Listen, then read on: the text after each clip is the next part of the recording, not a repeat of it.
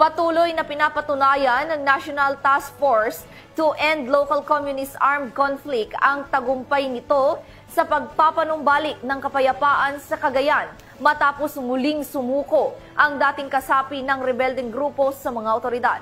Police Corporal Roldan Giab sa balita.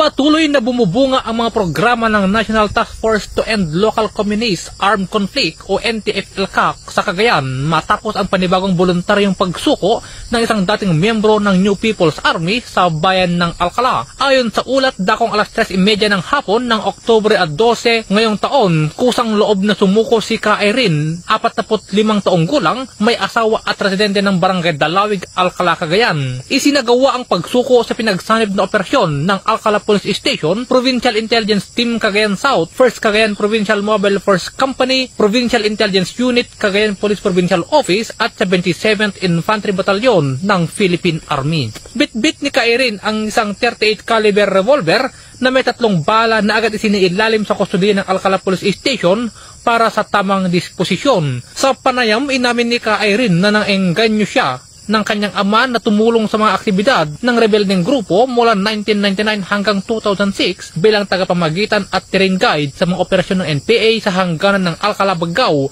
at Gataran. Gayunman napagpasahan niyang talikuran ang kilusan upang tuluyang linisin ang kanyang pangalan at ipakita ang buong suporta sa mga programa ng pamahalaan laban sa insurhensya.